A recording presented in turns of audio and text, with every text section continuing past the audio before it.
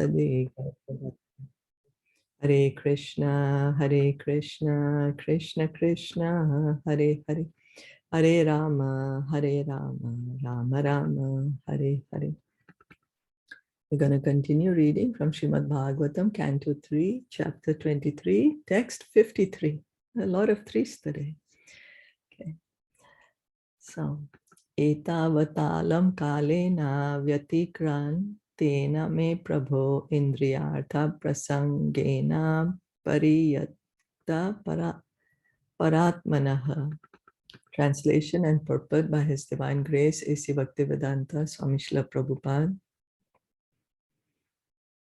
Until now, we have simply wasted so much of our time in sense gratification, neglecting to cultivate knowledge of the Supreme Lord. So Devahuti herself is saying, oh, we wasted time. You know, where we went around, we wasted time and we didn't cultivate knowledge, spiritual knowledge, knowledge of the Supreme Lord. Human life is not meant to be wasted like that of the animals in sense gratificatory activities. Animals always engage in sense gratification, eating, sleeping, fearing, and mating. But that is not the engagement of the human being. Although, because of the material body, there is need of sense gratification according to a regulative principle. So Prabhupada is saying, Bhagavatam is saying that, okay, you have a body. So right now we have, right, a body. We are inside the body. So for the body, we have to eat something. We have to speak something. So do it according to the regulations, but don't overdo it. Engage the time to cultivate spiritual knowledge of the Supreme Lord. So in effect, Devahuti said to her husband, so far we have these daughters and we have enjoyed material life in the aerial mansion, traveling all over the universe. These boons have come by your grace, but they have all been for sense gratification. Now there must be something for my spiritual advancement. So she herself is realizing that, you know, what is she realizing? I have the best of the best of the palace, flying mansion, excellent flying mansion, jewels, valuable stones, so many maidservants to take care of her. She has beautiful daughters, a loving husband, and she herself looks so beautiful. So she has everything. She has everything, and yet she's saying, but you know, all this was just sense gratification. Where's the real thing now? There has to be something real. Is anybody would like to comment to that?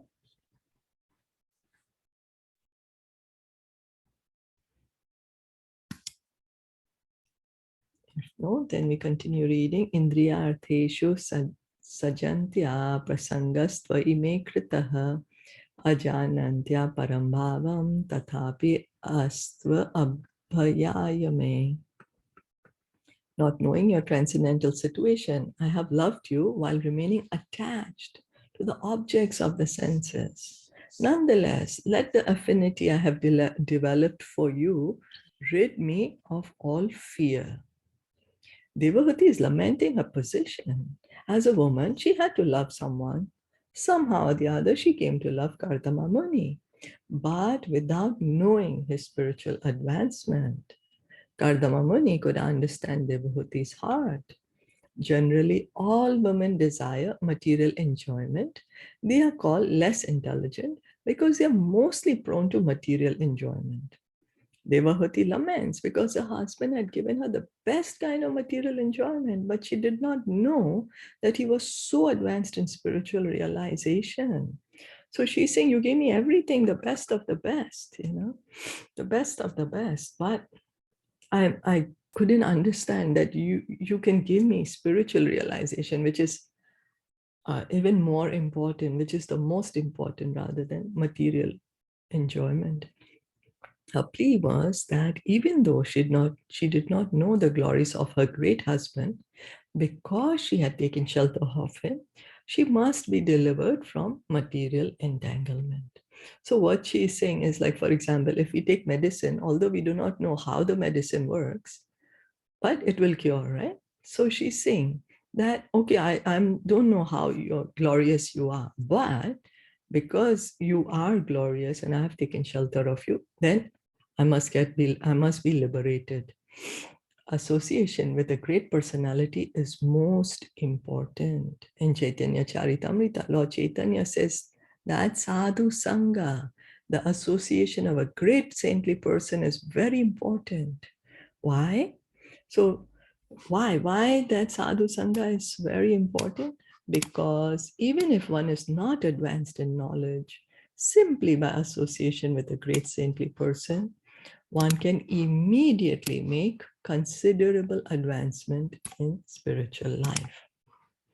Lord Chaitanya says, sadhu sangha, sarva shastra kahe, lava matra sadhu sangha, sarva siddhi hai. That all the Vedas, all the scriptures says that even lava matra sadhu sangha, even a moment's association of uh, even a moment's association with the sadhu, with a pure devotee, can sarva siddhi hai, can give us the perfection, considerable advancement in spiritual life. So association is very important. As a woman, as an ordinary wife, Devahuti became attached to Kardama Muni in order to satisfy her sense enjoyment and other material necessities. But actually, she associated with a great personality. Now she understood this and she wanted to utilize the advantage of the association of her great husband. So now she's realizing, oh, Kardama Muni, although he has all this powers in which he can give me all the opulence, he's not at all attached to anything. He's just leaving it and going. He doesn't care for anything. He doesn't care for me. He doesn't care for all this beautiful things he has created. So she's able to understand, oh, he's really very, a great personality. And so now she's saying, that means you can give me something better. You can give me the spiritual knowledge. So association, by association, we see also in Bhagavatam, there's so many, Bhagavatam is full of that, the association of devotees, and then how they're getting the perfection. Like Dhruva Maharaj, he got an association of Narad Muni for a very short time, and he got the Supreme Lord. Or Prahlad Maharaj, he got association of Narad Muni when he was just in the womb of his mother. He was in the womb of Kayadu, his mother, but he was hearing Narad Muni while in the womb. So association is so important. Mrigari, the hunter, got perfection became a great devotee just by associating with Narad Muni for barely any time. Narad Muni himself became Narad Muni by associating with the great sages. So does it mean that she is a bit repentant on what she asked for? Yeah. She's Right. like, all the time went away in sense gratification. Yes, yeah. But I didn't get any spiritual advancement. I wasted my time. Wasted her time, right? Yeah. Yeah, so she's repenting there. So now she's saying, give me some spiritual knowledge. Mm-hmm. Yeah.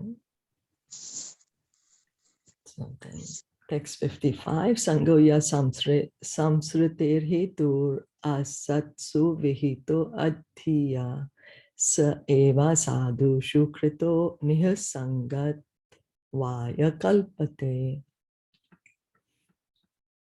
Association for sense gratification is certainly the path of bondage, but the same type of association performed with a saintly person leads to the path of liberation, even if performed without knowledge.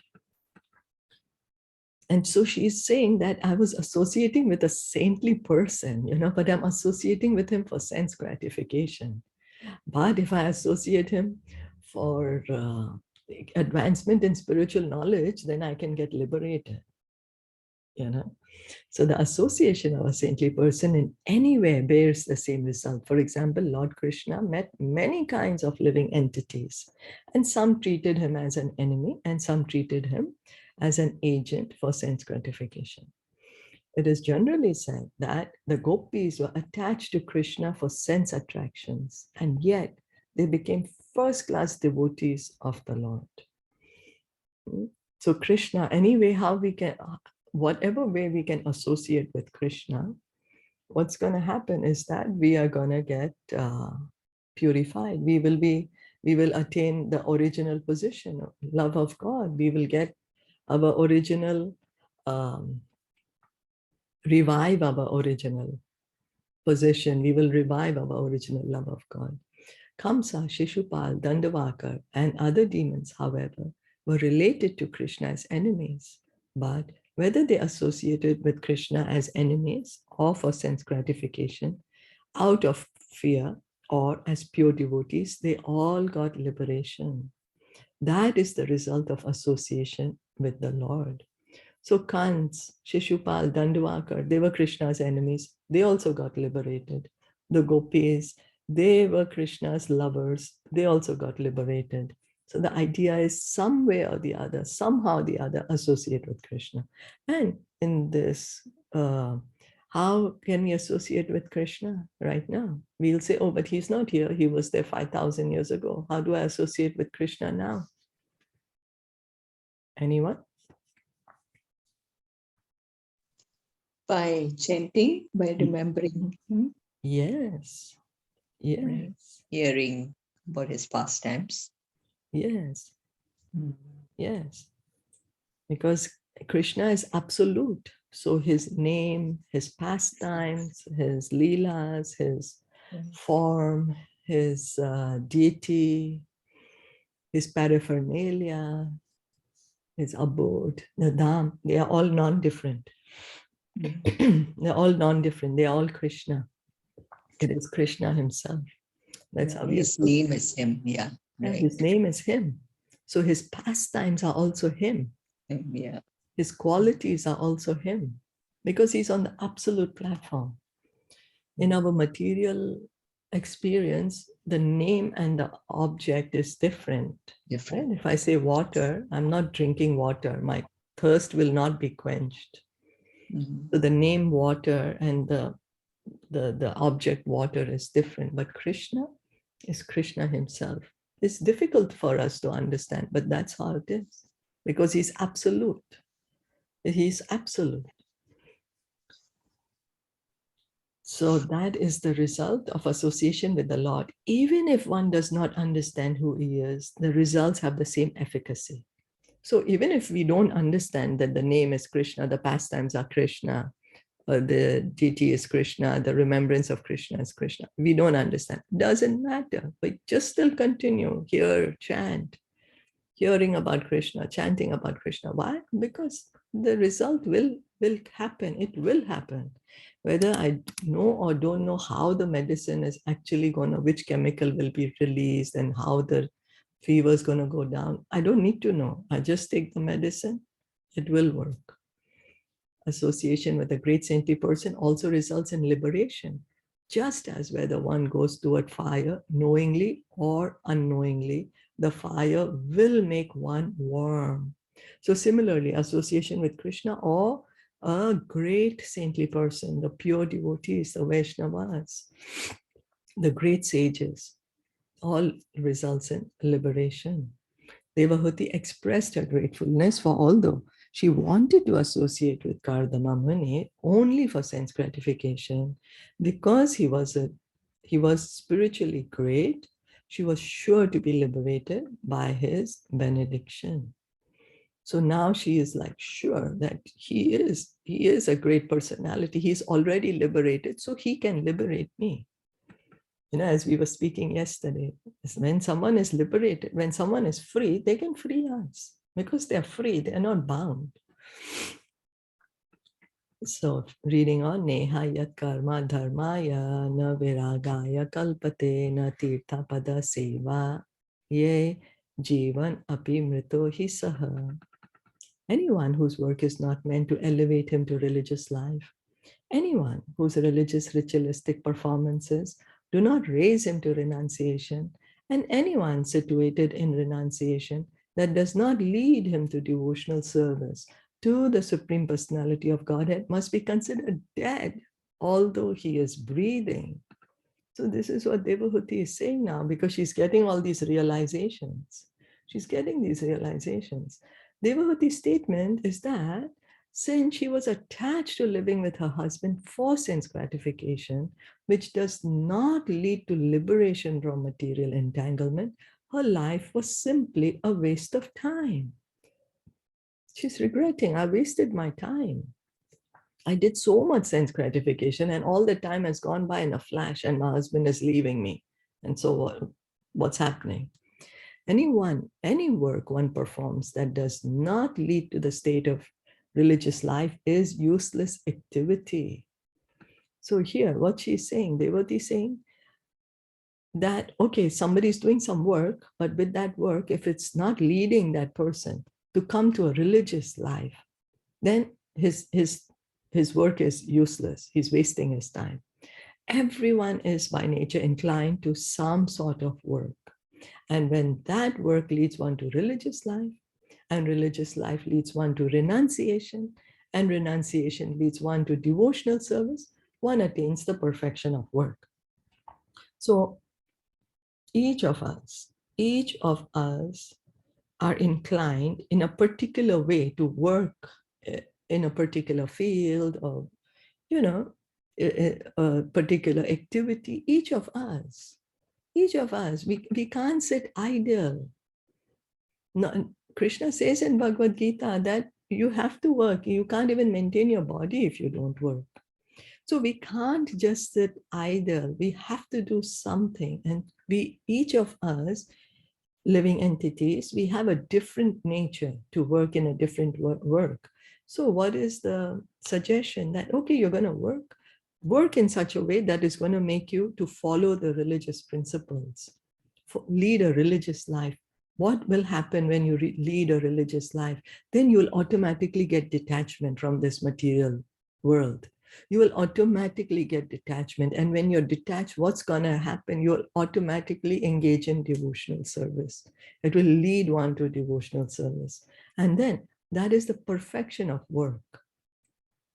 So so we work, that work should lead us to work according to religious principles. Then by working according to religious principles, it should make us work in a detached manner, that I'm just working. I'm not attached to the result. And by working in this way, I'm going to reach to the position of working for the pleasure of Krishna. And that is perfection of work. So this is what Bhagavad Gita is all about, Karma Yoga. As stated in Bhagavad Gita, any work that does not lead ultimately to the standard of devotional service is a cause of bondage in the material world. Yagyarthat karmano anyatra loko yam karma bandhanaha. Each of us have to work. It's not possible. For example, I will say, I'm not going to do anything, but I have to eat. Can't not eat. So then Krishna is saying, you do it as a service to me. So how can eating be a service to Krishna? Offer it to Krishna, and then we eat it as prasad. And it becomes service. But eating is also service. Now, unless one is gradually elevated to the position of devotional service, beginning from his natural activity, he is considered to be a dead body. So Devati is saying, it's going to happen gradually. We can't expect, oh, I'm busy for millions of lives having one type of consciousness, and I will give up everything and engage in devotional service. Sure, if like Narad Muni comes and says, hey, what you're doing, by his mercy, yes, I will be able to do it. But, otherwise, it's really very difficult. So it's a gradual process, gradual. So work which does not lead one to understanding of Krishna consciousness is considered useless. So the idea is we don't need to give up work, but work in Krishna consciousness. That is the premise of Bhagavad Gita. Because till the time we are in the body, we are the soul. So of course, we are like, oh, but I don't need to work. I'm the soul. I'm not the body. Yeah, but you are in the body. I am in the body. I have to accept that. And I have to work with that. That how can I work while remaining in the body so that I don't come back and take another body? I don't get bondage. Yeah, bondage in the material world. That's what is said. Is that okay? Yes. Yeah, and it means like if you don't engage in devotional service, then you are just like an animal. Like animal does, Yes. right? So that's what Devavati Sleeping, is feeling sleeping, herself. mating. Yeah. That's what she's feeling. She said, I'm like a dead body. I didn't engage in devotional service. I enjoyed myself so much. But what did I actually do? So why is she saying dead body? Why? Why is this thing said? Why is it said dead body? Mm. Because you're not doing anything devotional, anything. And so,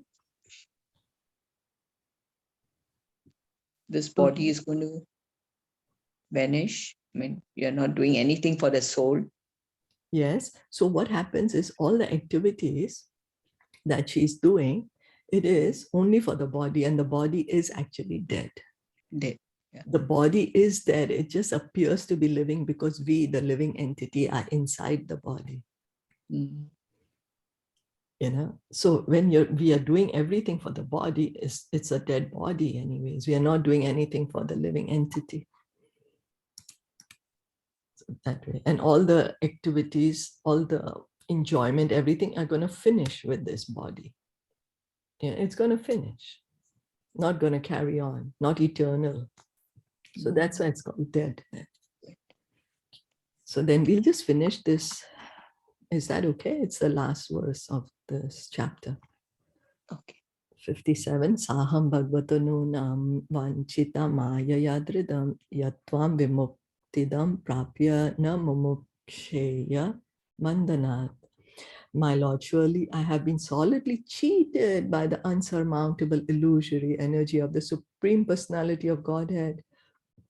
She's saying, I've been cheated by Maya Devi of the Supreme Personality of Godhead. So she's saying, she knows. It's not that she's totally uh, not in knowledge. She's saying, Maya Devi, who belongs to the Supreme Lord, I have been cheated. How? Why? Because for in spite of obtained your association, which gives liberation from material bondage, I did not seek such liberation.